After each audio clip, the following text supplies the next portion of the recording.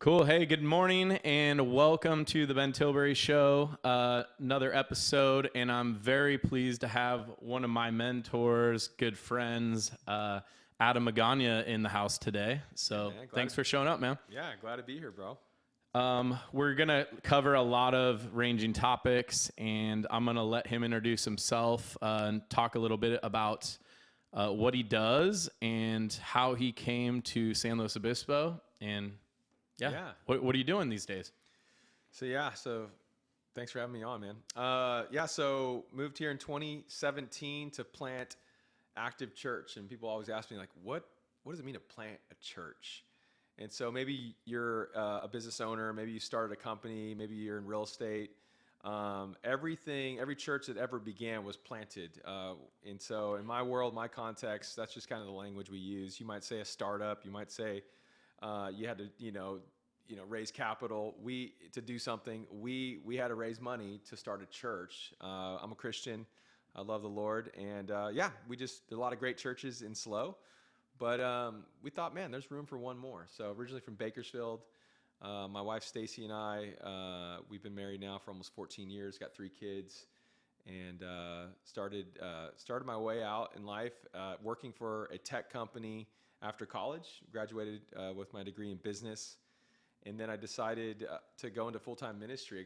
I got asked to come on staff at my church, and we were in Las Vegas, Nevada for 6 years, spending time just building youth ministry, pouring into students. A lot of junior high camps, a lot of stinky, smelly teenagers, and just loving students, man. Trying to be a mentor to kids that needed help, needed direction. And found my way into church planting because someone told me, and this is what's important. Like, if you have people in your life that you trust, you got to share your heart with them, right? And I started opening up to a pastor who was in town. We had lunch, and he asked me, he said, "What's the dream in your heart? Like, what's the thing you would do if you knew you wouldn't fail?" And I said, "Man, I don't know. I don't, and I didn't know at the time." And I said, really want to be in the Central Coast, and I feel like God's calling us there." And he just said something. He goes, "I think you're going to plant a church." And to be honest, man, I never even thought about that. I never Googled church planting. He was planting a seed in your mind, he possibly, did. or opening up a door. That's pretty cool. He lifted my lid of what was possible in my life. And I'll never forget that lunch. I don't know what I ate that day. I don't know what I was wearing, but I'll never forget when he said, "I could see you planting a church. You have what it takes." And I just think you do have what it takes. Yeah, praise God, man. And I just think that people, you need to be around people that are going to add value, like people that are going to see the best and call out the best in you. And if you surround yourself, I'm a preacher, so the Bible says, if you walk with the wise, you'll become wise. But if you surround yourself with fools, you'll suffer harm. I don't think it means that you're going to become foolish, but I just think that you'll suffer harm in some ways, that maybe your dream won't come to fruition. Maybe you'll think, "I'm not good enough. I don't have what it takes." And so I just think the people you surround yourself with is everything, right? It's key. Yeah, 100%. I'm a big believer in that. The 5 people you surround yourself with, you're the average of the 5 people you hang around with. Yeah, 100%, man. So ended up, that began a spark, and that fire grew. And then through some training and church planting coaching, and just through a lot of faith, and just taking a next step, we ended up moving here and began building our launch team. Raised a couple $100,000 to start a church, and we ended up planting Active Church in downtown SLO in 2017 out of the Fremont Theater, which was, if you've ever been to the Fremont, we'd show up on a Sunday morning, bro, and there'd be joints, there'd be old, sticky floors from the concerts the night before. From the concerts, Yep. And not from the church. Not from the church. Yeah, you know what? That's a story for another day. I'd see people on their Instagram story like rocking out on Saturday, and then they come in Sunday. Oh, the next day. I was just here, but we launched the church, and over 400 people came the first Sunday. And, praise God, that's awesome. And so by the second year, we were a church of over 1,000 people in attendance, and And so I'm just excited for this next season where we're now almost 7 years old, and God is just doing some really cool stuff. And so it's a journey. It's been a journey, but I love this community. I love SLO. I love the Central Coast. I love leadership. I love talking about culture. I love talking about personal development. I love talking about growth. I'm an achiever on the Enneagram. I like to get like stuff done, but I'm also a dreamer, and I got a big dream, and I just think that you can't out-dream God. And I don't know if maybe you're watching this and you're like, I'm not really a God person.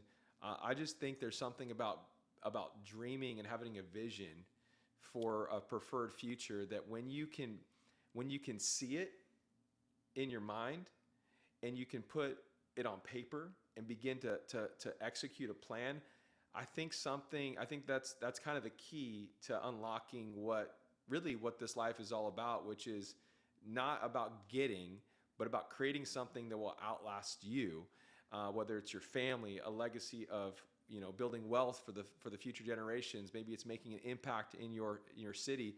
I just think it starts with a dream. It starts with a vision, and I think God's done a incredible work. But it started with vision. Wow, I have so much to say about all of that stuff. So one of the things is you're talking about like kind of have a vision.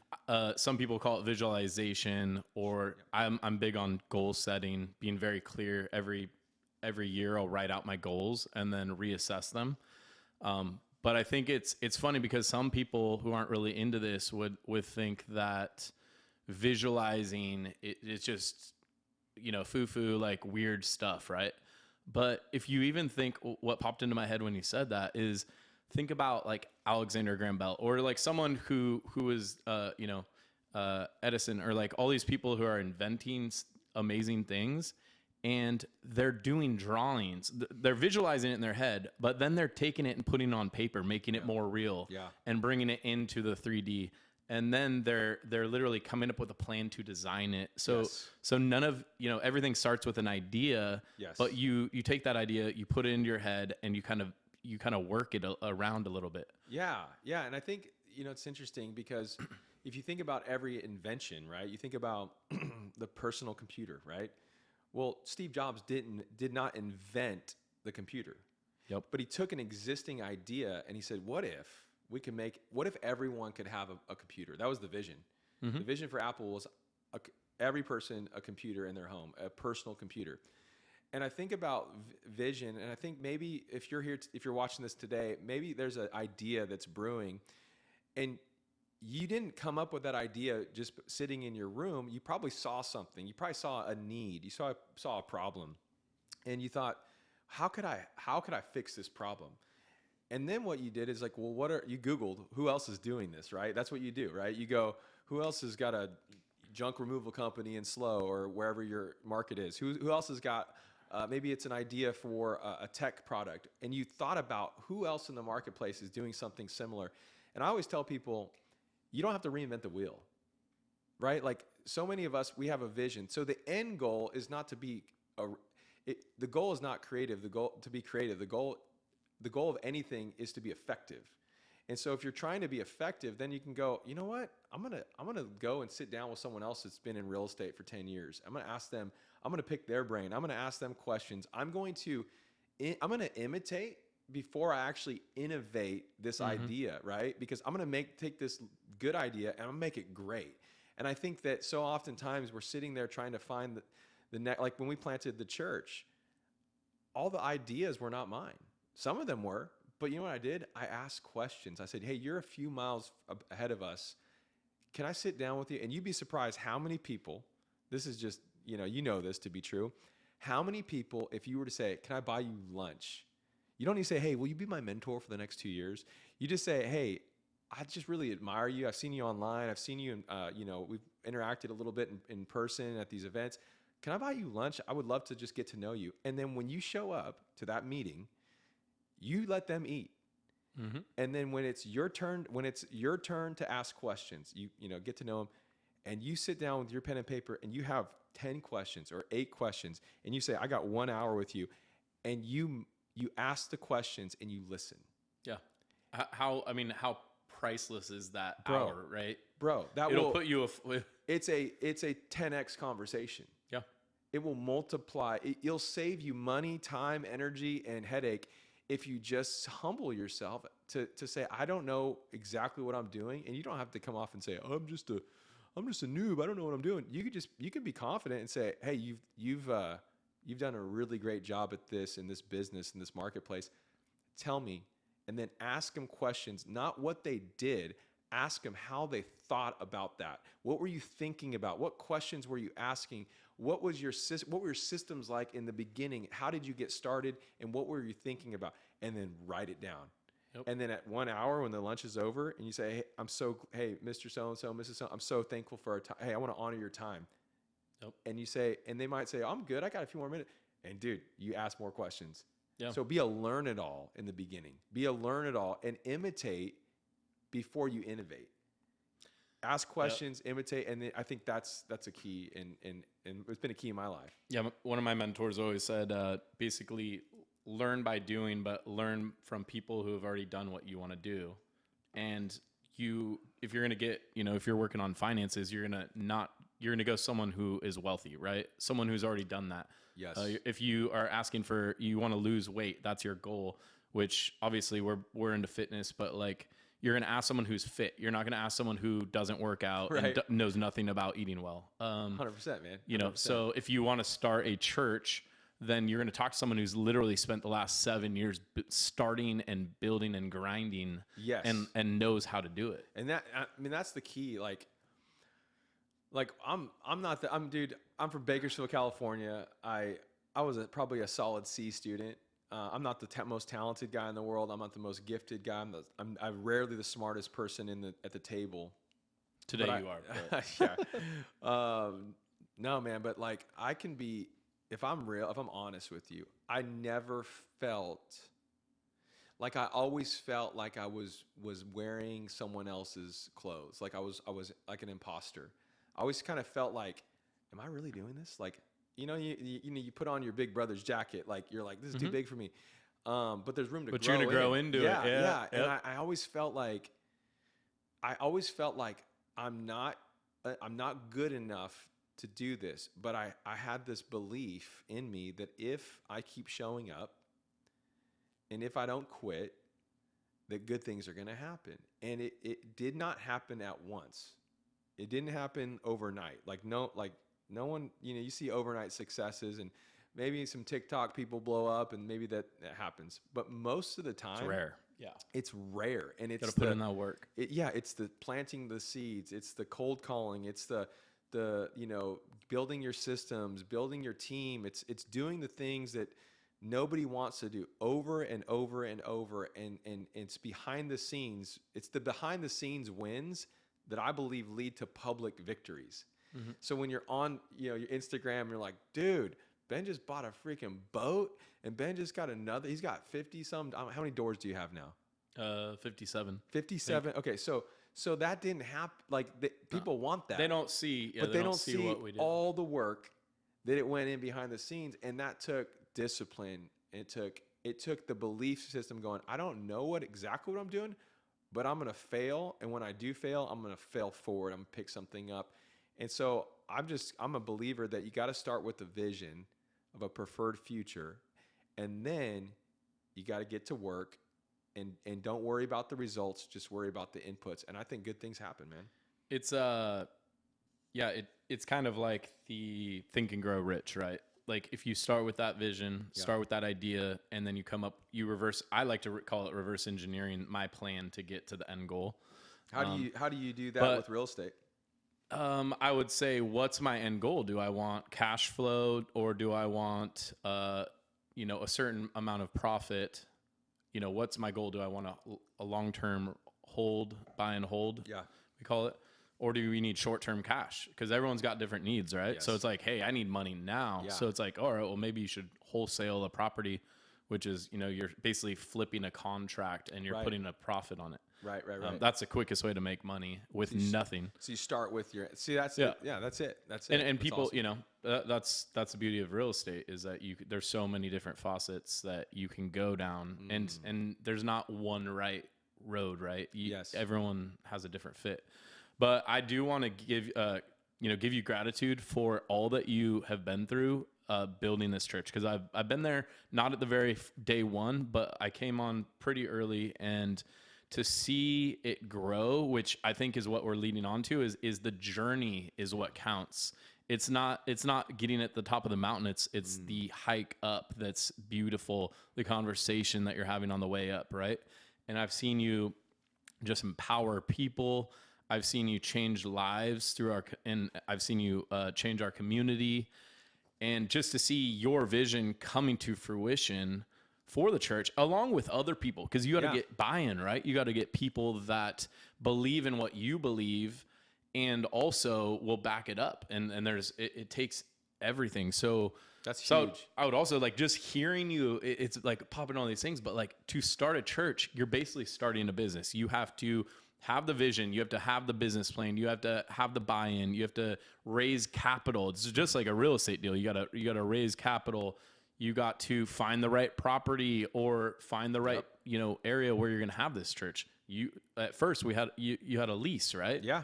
So, and that one was amazing the way you structured that. So, you said something thanks. I want to circle back to. You said you got to get buy-in, and I think this is interesting. I think that's a great idea or topic to kind of launch off of. So when you're getting buy-in, right? When you're trying to help people see a vision, a lot of people I think make the mistake of building everything. Like, people can tell when you're in it for just you, and I'm sure there's been seasons of our this church or our organization where it did become more about me than it probably should have, where I maybe wasn't listening to the right people and the right voices, where I was like, I don't need that right now. I just need you to kind of do your thing. Mm-hmm. Obviously it's God's church, but like in organizational life, in business, in culture, creating culture, people will work hard for a paycheck, a promotion, status, a 2 years at this company so I can get to the next. People will work hard for a good what, but I believe people will give their life to a why. And what I mean by that is if we can help people see that their vision for their life and their passion can grow in the culture that you're building, the ecosystem, that it's complementary. It's not, hey, I want you to come here and build my thing. That if you can say, what's in your heart? What do you want to do? If we can take that mindset as leaders and go, hey, I want to help you get to where you want to be. And if you're with me for a year or 5 or 10 years or for the long haul, I still want to see you do greater things than you think you can do. I want to see you excel past where I'm at. I think if we take that kind of posture, I think we build the team that ultimately everyone wants. And they're going to go, where do you get these leaders from, Ben? You're like, we grow them in-house. We build them. I love that. We develop them. We coach them. We actually make room for them. Offline, we were talking about, if someone has the faith or the courage to say, I need more from you as a leader, or hey, I've been putting in work. Step up and ask what you want in life. And I think as good leaders, we need to be the ones sometimes helping lead that conversation and say, hey, you've been doing a great job. What else? What do you need from me in this season? And I think if we're the ones leading the convo, I think it doesn't just create more like gimme. I think it actually instills that this person that's leading me has my best. They care more about me than they care about what they can get from me. Yep. And that, I'm telling you, if we can build cultures and organizations with teams like that, you're going to see your attrition drop, and you're going to see retention skyrocket if you can build that kind of culture. And I think it starts with having an open mind and thinking about the person first. That's really good. It goes back to we call it the big why. Like, what is your big why? Why are you doing what you do every morning? Why are you waking up? Is it for yourself? Is it for your family to provide? Is it to just because you love what you do in work? Or do you like wake up and despise going to work? That's where you really need to shift things. But also I wanted to tie into, it goes back to the lunch meeting that you're saying, set up with someone that you look up to, is asking the right questions. What questions are these leaders asking their employees, or what questions are these leaders asking people that are in their support network and their friends, you know? Yeah, you know, it's funny. So- I've been there's been seasons of my leadership, you know, development journey where I didn't want to ask the question. Like, yeah. like if I'm honest, like I didn't want to ask because I didn't want to really hear like We're scared of the answer feedback. sometimes. Yeah, Huh? like because I'm my own worst critic, dude. Like I just in my head, if left to myself, I'll make it about myself, and left to myself, I will, without having a sounding board, some guys I can process with or talk. Hey, I got this. Like, and I have great networks now, and I have great community. But there's seasons of my journey where I just felt like I was alone. I felt like I had, and I know I wasn't, but I felt like it. You know what I'm saying? Like I know I wasn't. There's at any moment I could have picked up the phone, but there's something about like when you're going through a stressful season or you're going through a problem, that sometimes I just had this mentality like I got to figure it out, dude. I just got to pick myself up and I got to do this by myself. Like I'm gonna go at this as like a lone ranger. And I'm telling you, and so when you have that mentality, you're not open to the voices that could speak into you because you're really afraid that they're going to say the thing that you're most insecure about your own leadership and your own business. You're afraid that they're going to speak truth sometimes. And man, you can save yourself a lot of headache if you have a couple, just one or two voices that you're going to say, hey man, this is what I'm really going through. Yeah. Hey, my marriage isn't good right now and business is great, but this sucks right now and I'm struggling, because that will impact everything. Hey, I don't know what to do. We've been in debt. We've been running debt for 4 quarters now, and I'm about to lose everything. Sometimes it's making the phone call and being vulnerable to say, I don't know what to do. Because what happens, nothing fails like success. There's a saying, nothing fails like success. Because when you get to a certain status, you think, well, I have to, people come to me and ask questions. So I have to have it all figured out. So if I don't have someone else that's outside of my sphere that I can bounce things off of, talk to about real stuff, I will feel stuck, and then I will not want to talk about anything that's actually going on. And that's the trick, I think, in my personal belief, that's the trick of the enemy to get us isolated, because that's when he takes you out the most, when you're by yourself and vulnerable. Yeah. I agree. It's it's that separation, right? And I think, I mean, this is a weird kind of pivot, but like if you're feeling depressed and you're going down this dark hole and you're listening to the enemy, as we call it, I feel like everyone's got that the good guy on the should and the bad guy on the shoulder, right? And sometimes we're listening to the good guy, sometimes you give in to the bad guy. But it's like when I was really young, I had debated like suicide, which sounds crazy, because living the life that I live now, like I'm so blessed. I love every single moment of my life. From the second I open my eyes, I'm grateful, and I say what I'm grateful for. But anyways, to go back, this is in my teenagers. I was probably, I was going through the emotional roller coaster of probably hormonal changes. How old were you? I would say I was probably between 12 and 14. Like in that age, it was like, I thought I had girls that I liked that didn't like me, and what was the world, but I really had a great life. I just couldn't focus on it right there. So going back into what you're saying is sometimes we get separated, but instead we should be vulnerable and open up and be honest with our best friends and be like, hey man, I'm really going down this rabbit hole and I need some help, and just don't ever be so fearful or scared to ask for help, because like I'm always here. He's always here.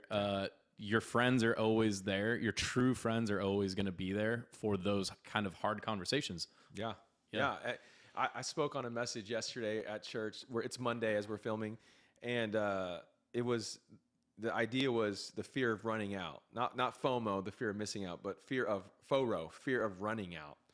Yeah, it was good. And I think that everyone is running out of something, and it might be ideas, it might be capital, it might be human resource. It might be, hey, I used to have a gal that used to run my business and now she's got pregnant and she's bounced. It might be just, I'm running out of joy and I don't have much to give people anymore. And so I really believe that the way that we succeed through that is not by just gutting, swallowing your, I'm just going to keep going and just kind of like move on and push it way down. I think the real power is to bring up that emotion that you're feeling and to bring your mind into it and bring wisdom and bring people around you that are going to speak truth and have that core group of people, that community we're talking about, right? That you're not alone, and be able to say, man, I'm struggling with this right now. And I want to, and when you can, because you can't fix what you're not willing to address. And if you're not willing to hide it, and bury it. How are you going to fix that? Yeah. If your taxes, you have 4 years of taxes and you're not willing to talk about it because you're like, dude, I don't even know where my receipts are. If you have issues with your, with your marriage, whatever it is, if you don't say this is a problem, then you'll never actually fix it. You'll just keep sweeping it under the rug. And eventually what happens is your mind, you have this cognitive dissonance going on where you're like, man, I'm doing good here, but I have this one thing here that I'm not willing to address. It's ran out. And eventually, if you don't address that, it will impact every part of your life. And what we're really talking about here is that I cannot live, I cannot be successful and not be successful as a whole person. So if my money is great, but my physical health is failing, I'm not really successful. Yep.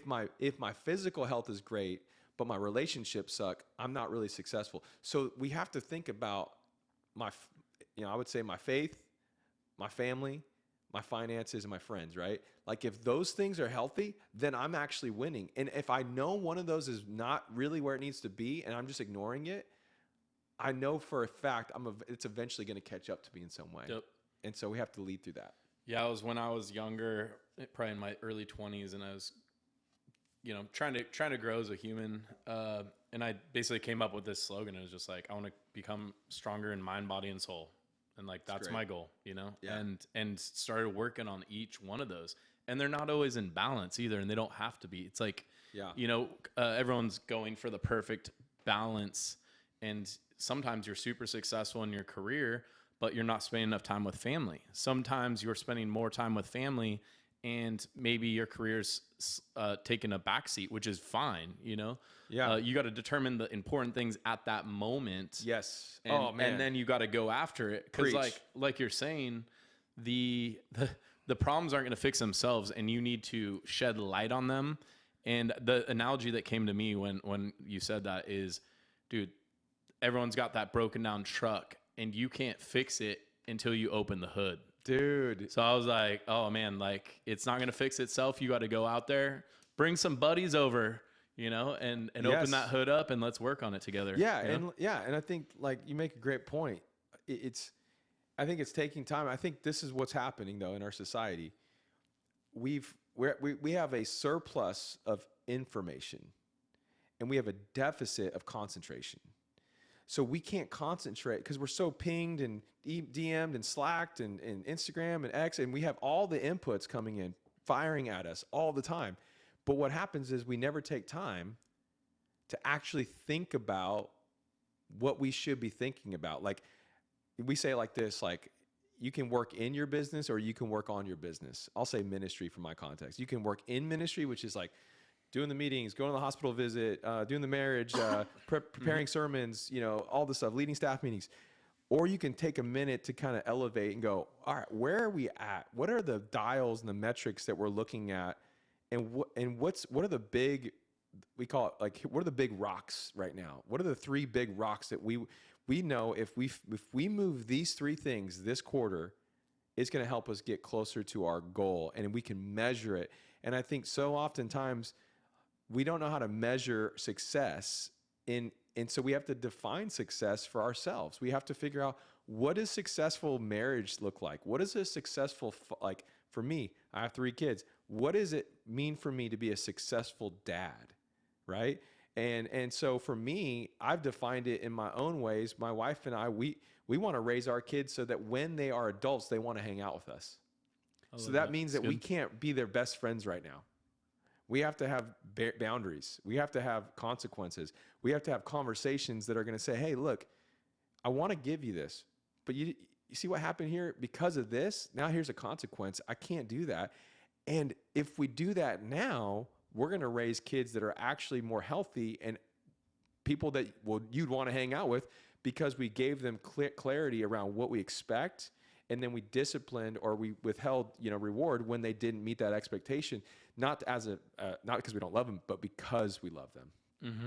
I love that. Yeah, I've been reading Proverbs, and they talk a lot about discipline and becoming wise, and you can't become wise without discipline, right? Like you'd run 100%. amok, and you would just be, we'd be the same kids that we were, wild little creatures when I'm sure, I feel like we have a lot of similarities. Oh, so like, yeah. I didn't always grow up in the church, by the way. I spent 20 years. No, plus, we can go over that too, because I kind of wanted to get into a little bit of that the story of how you came to faith, and then also like I was thinking earlier when we were talking about what we were going to talk about, and I was thinking, I don't think you would recognize me. Like I was a different person 10 years ago. I was a different person 2 years ago. I was a different person a month ago, but I'm like constantly changing and refining. We're on Ben 4.0. No, well, yeah, we're trying. I'm like the chat GBT, but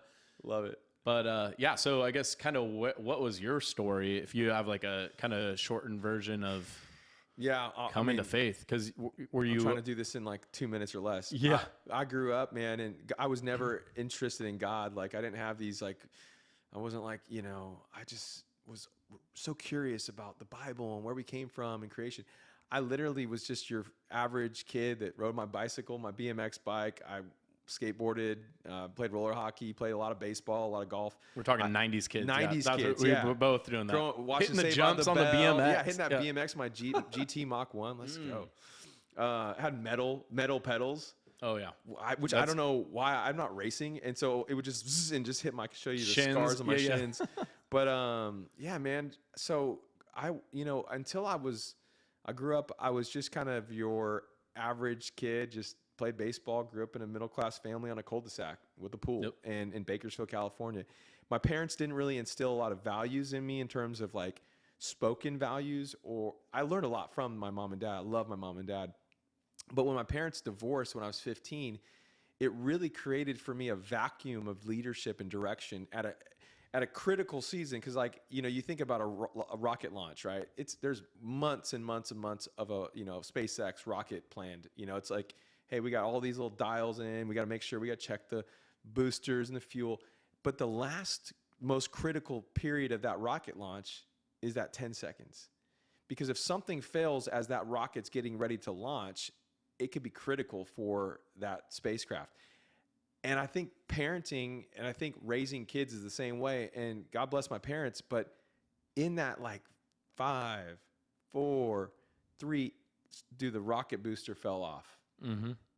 And one of the wings fell off, and I launched into life off track, a little off kilter, a little off kilter. And so I spent 5 years just trying to kind of numb that pain through alcohol and whatever else, and just trying to I was an avoider. And so I felt like I wasn't good enough a lot as a young person. And so because of that, when you have this mindset, like if your life script, I call it like it's kind of like it's what's written on your heart that wasn't supposed to be there.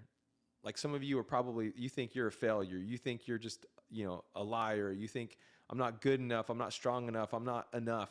So you're defined by one thing or one failure or whatever. My business failed or my marriage failed. Yeah. I'm a bad leader. I'm not organized, whatever. And so I just never felt like I was enough. And so it wasn't until I was 21 or 20 that someone, a close friend, began to tell me about where he was at in life. And it was crazy, Ben.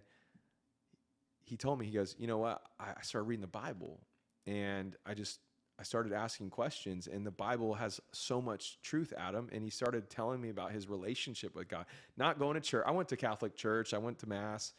We went on Christmas and Easter, and I did the whole First Holy Communion. And I love my background. Thank God for it. but I never really knew God. I knew about God. And so I didn't even really know about God, honestly. And I started reading the Bible, bro. I started having a time where we connect and hang out. And over the course of about 4 or 5 months, I said, I need to know this God, like, personally.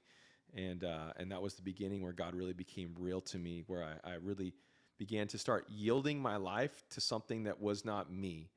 And I don't know where you're at in your journey of faith. I don't know what you believe. Maybe you're not really a church person, but if you are in a place where you're lacking direction and peace, I'm telling you, I found no other place than when I searched the scriptures and I began seeking out who God really is through the Bible, and it changed my life and it changed my perspective.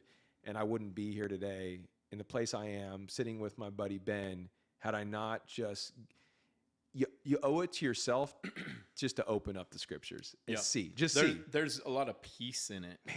There's a lot of wisdom in it.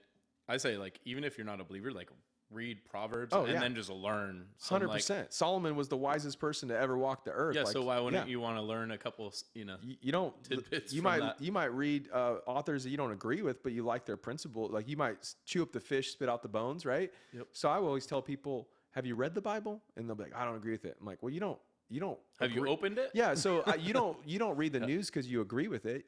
You read the news and then you discern based off of your own experiences what rings true and what seems a little fishy, especially now.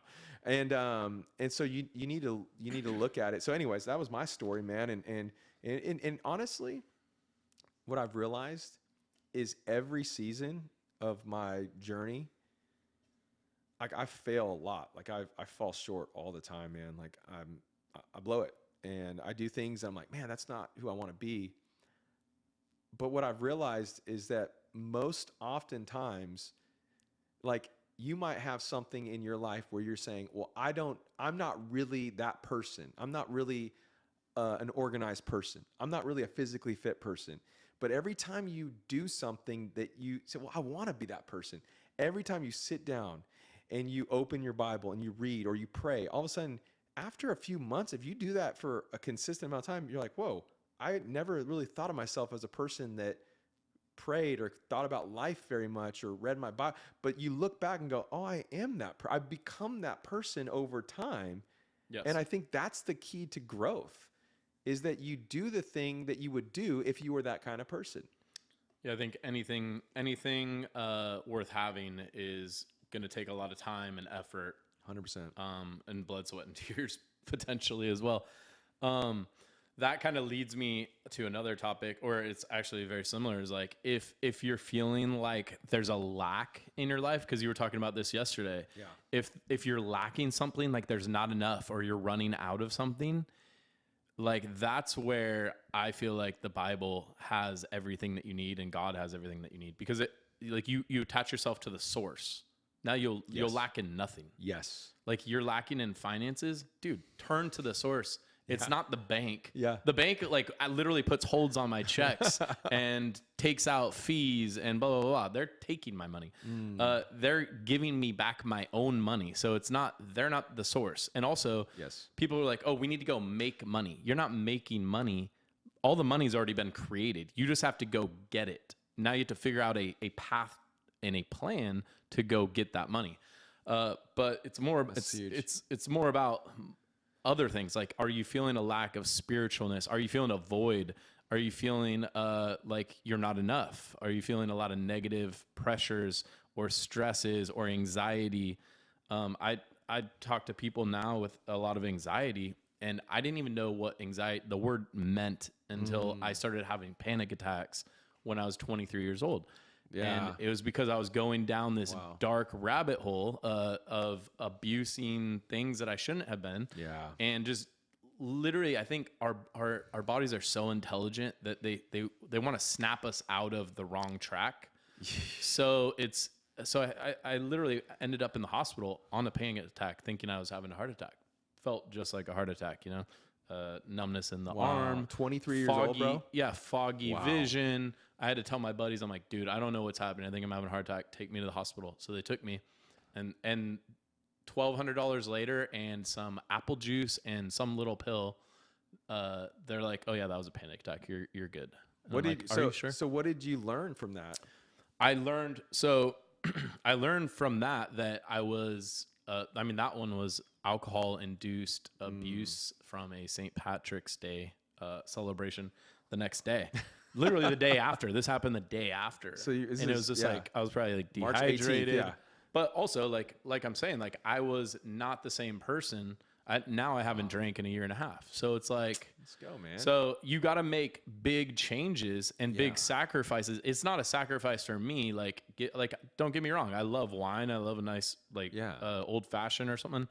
But what's more important to me? That's huge, bro. And like choosing like where I want to go. And I tell my friends this. That's I'm like, wisdom. That's yeah. wisdom. Yeah. That's literally knowledge is knowing what to do. Wisdom is knowing what to do and why you want to do it. And I think if the goal has no value, like, so for example, like you had a preferred, you're like, I want this, but I want this more. Yes. And I think that it overrides it. It overrides it. And it's like, and I think that goals are useless if they're not attached to a greater why. Like I want to have a six pack and it's like, okay, well, why do you want to have a six pack? Well, I want to look good on the beach. Yeah, but why? And if that's your only why, then it will not last very long if it's not attached to something like after beach season, it'll be done. Yeah. After the competition or whatever, Ben's gonna get ripped. He's already ripped, but he's gonna get even more jacked. When is that competition, by the way? I think we're doing one in what is it? July? Let's go, man. Yeah, I'm excited. But yeah, so if like for example, for me, like I want to get healthier, right? But right now, I just turned 40 this last year. And so I'm looking at the next 20 years, like I want to be strong for my kids and my wife. Longevity. So what do I need to do? Like, I don't just want to look good. I want to feel good. And so that to me is the anchor to my why, my what. Yeah, you want to be there to meet your grandchildren. Yeah, and I want to be healthy. I want to have a healthy heart, healthy mind, healthy body. So, yeah, it's that's so crazy that you had to go through something. And I think that goes back to like you ran out of peace. You ran out of the ability to medicate yourself through whatever to kind of keep your sanity. And so eventually what ran out became the catalyst for the next iteration of your growth, which was, well, this isn't working. I've ran out of ideas. Maybe I need to figure out. It was my rock bottom. Yeah. And I think like we've all had failures. You're talking about failures. Like you can't reach success or the top of the mountain without slipping a few times, right? So like I 100% agree. That'd be a big, John Maxwell, he wrote a book recently about failure, and he's never written a book. You've read John Maxwell, right? It's like 21 irrefutable laws. And it's always like great things, great content, very practical. And he wrote a book about failure. And in the premise of the reason why, he was on my pastor's podcast. Shout out Pastor Randy Bezet. Go follow him. He's good. He's awesome. But no, he said that if you ask someone, tell me about your greatest failure and what lessons you learned, you will get way more from that conversation than if you just tell me about your business, tell me about how you've been so successful. Because failure defines you. It either defines you or it refines you. And if you let it refine you, because you have to flip the script on it, because you could just, there's people right now that stopped dreaming and stopped growing because they failed.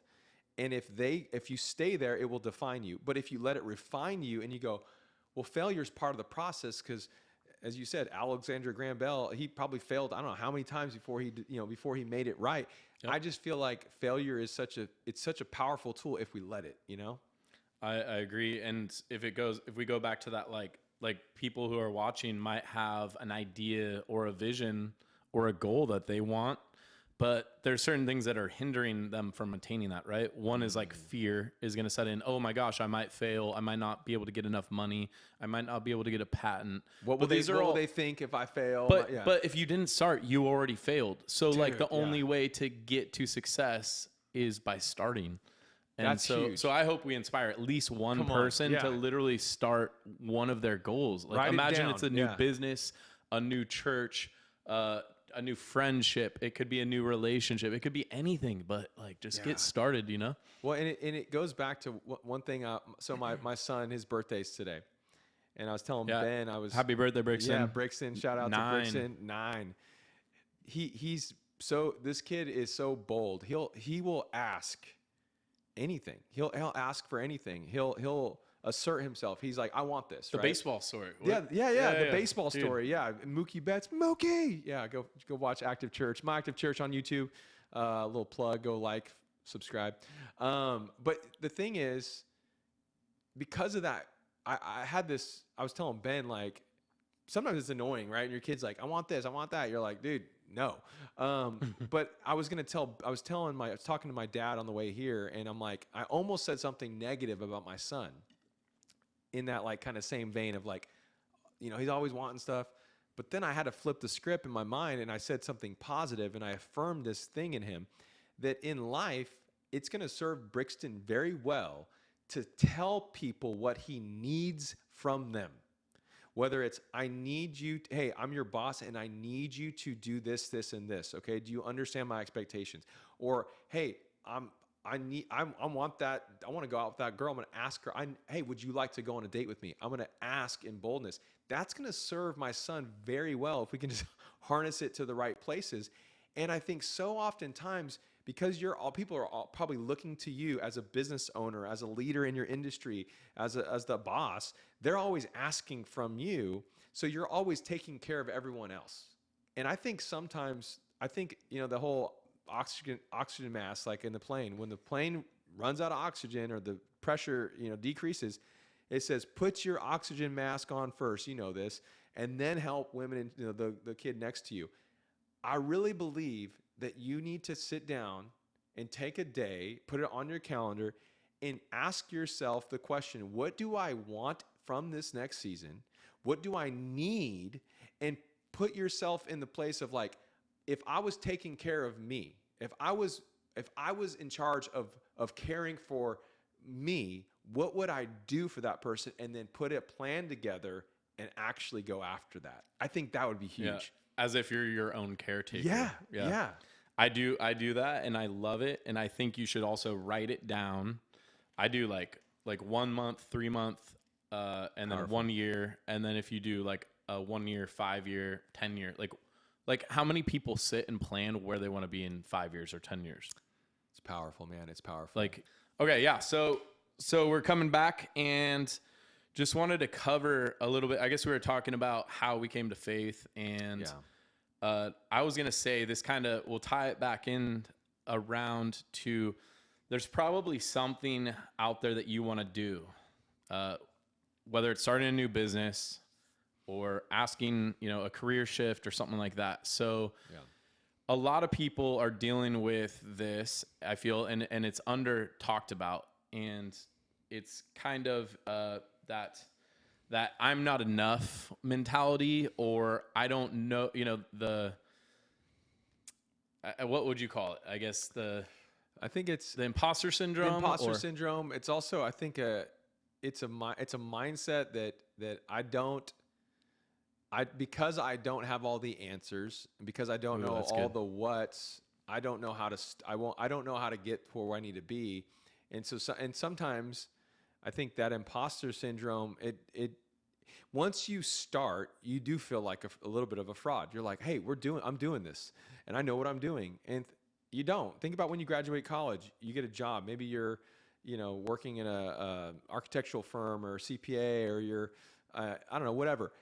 You really don't have all the answers. You just have a degree that said you learned some things. Yeah. And so you have, and hopefully retain them. Yeah. And honestly, school doesn't teach you, school teaches you how to learn. But once you get into your career, whatever career you choose, whether it's real estate, whether it's, building a business or whatever, there's going to come a time where you're just going to feel like, all right, when are the adults going to show up? Like all of a sudden your name's on the door, your name's on the business license. So I think it can feel a little bit, especially if you're a little insecure, like I know I was, I still am at times. it can almost feel like you're faking it. Yeah.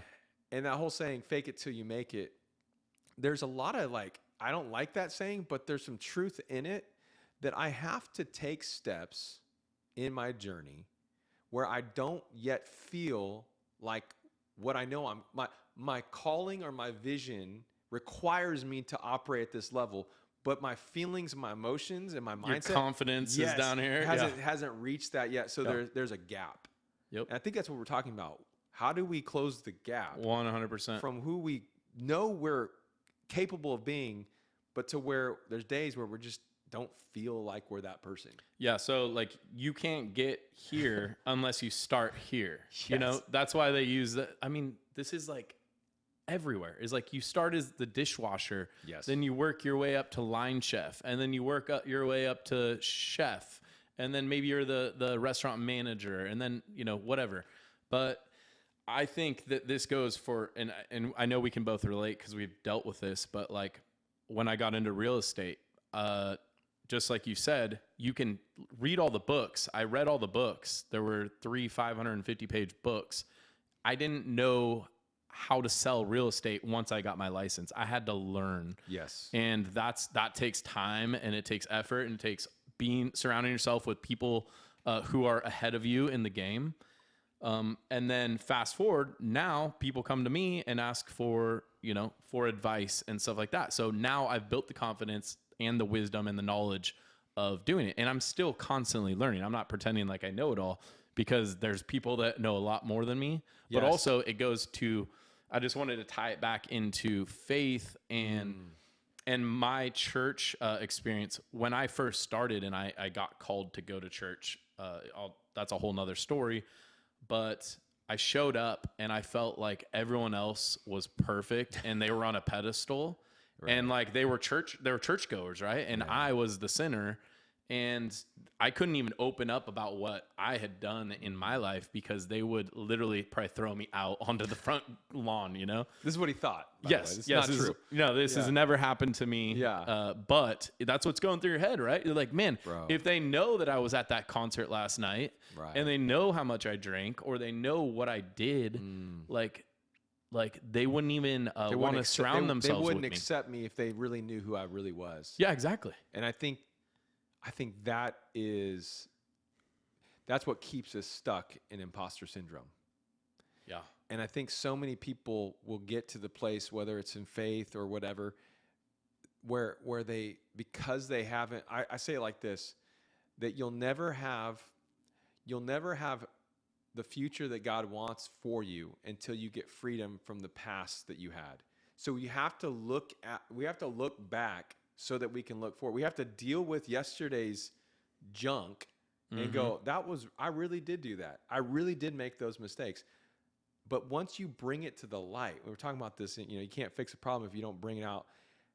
Once you bring that out and go, wait a minute, oh, you too? Oh, you had that same thing? Oh, that. Yeah. And let me tell you how I've journeyed through that. That's where freedom is found. Yep. Nobody ever, like, you watch this podcast, you listen to this or whatever. The reality is everyone has a part of their life where they feel like, man, I felt like I didn't have all the answers. I didn't know what I was doing, but I eventually kept showing up, and I kept casting votes for the identity of the person that, hey, what does a person of faith do? What does a person that works out do? They keep showing up. And eventually you look back consistency. And go, yeah. And honestly, it starts with this kind of thought of like, I know who I want to be. And maybe for you, I don't know, like when you were showing up and you felt like, man, if they really knew, they would kick me out. I think that goes back to this idea of, at the end of the day, we all want to be, we want to be real. We want to be authentic. That's why we seek out relationships. And what you really needed in that season, I'm so glad you stuck around, is you needed to be known. Like the real Ben, to be known, and that to know that you're needed here. That there's someone that's going to need to hear your story. Some kind of connection. Yes. Because the second like you open up, that's what I notice is that Yeah. when you open up with other believers or other people in general, 100%. right? Yeah. You all have something in common. We're all battling something. Dude. We're all battling relationship issues. We're all battling imposter syndrome. We're all battling financial issues from, it's tax season today. Like Yeah. taxes are due today. Yeah. So everybody's dealing with something, but if you open up, like, and this is why I think that we all go through tumultuous times and we go through trials and tribulations is because and health concerns and all this. And when you get to the other end, you can look back and you made it. But now you can turn to the people around you that are dealing with the same thing and help them. Yes. And serve them. You know what I mean? Yes. And I would agree 100%. And I think that's the key to life ultimately is that whether you're trying to, build your real estate company, if you truly have something that you're living for that is bigger than you, like for me, like I want to help people. I want to glorify God in everything I do, and I want to help people. I don't always get that right. There's I still make mistakes. There's times where I'm like, man, I blew it as a leader. I wish I could go back and redo that. I wish I could I wish I could live that over. I can't. It's gone. Yeah, sometimes we hurt people before we help them, and it's unfortunate. Yeah, we try to learn from that. Yeah, but if like from this day forward, I can say, you know what? Like I want every person I come in contact with, I want to add value to their life. I want to help them become the person that God's called them to become. I want to be a bringer of joy and encouragement and not talk smack about people. I want to speak life over people. Every single person I come in contact with, how can I do that? If my personal mission statement is to add value to people, then what happens is now I'm not an imposter. I'm actually living. I may not know the answer to the question, but I know this. I want the best for you. I want the best for the person I'm selling this house to. I want the best for the people I'm leading in my organization. I want to help them. And if I can do that, dude, I'm no longer living an imposter syndrome life. I'm living a life that I'm called, I'm known, I'm needed, I'm imperfect, but I'm in the spot that I'm called to be in right now because I'm choosing to be the person that God's called me to be in every situation. I love that. That's to me, that's success. And that goes back to your big why and your purpose. Yes. And God's purpose for you, and just kind of tying into like what that is. And I've very similar path. I think mine is to spread, every person I come into contact with, I want to spread joy and happiness and just leave them smiling and like leave them uplifted, Yeah. Where like I used to like the other Ben. Yeah. Where like we say like we have to die to our old self. I was just thinking about this is that people like, friends or family or whoever will say like, oh man, he's changed. He's like different now, blah, blah, blah. And it's like, dude, I've changed since last week. I've changed since yesterday. So like, I want to change. I don't want to be the same person I was 10 years ago because that person sucked. Yep. Like that person was really good at drinking and showing up to bars and getting, having a good time. I was like party Ben, but now I have a different vision, and I want to better people's lives. Yes. So I gotta be a different person. Like, and I felt like an imposter at starting, but now I feel much more fulfilled and I feel like I'm on track. Yeah. Cause faith comes by hearing and hearing the word of God. And so I would just encourage all the listeners today, your audience, what voices are you allowing to speak into your life? What books are you reading? What podcasts are you listening to? What relationships are you invested in? And I would audit that. I would honestly audit because I don't listen to the same things or watch the same things I did 5 years ago.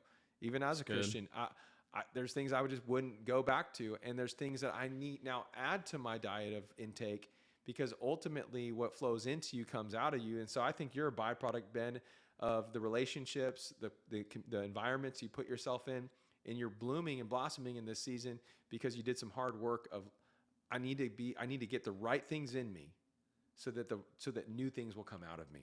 Yep. And I think that is an ongoing process, and we're lifelong learners.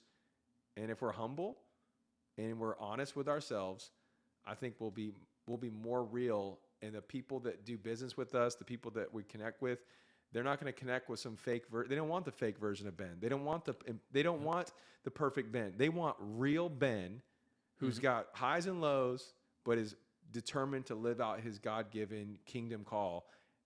And you're living it, bro. You're doing it. No, I appreciate it. Yeah. I give you so much credit because I think you've helped me refine myself just through all the wisdom that you bring every Sunday.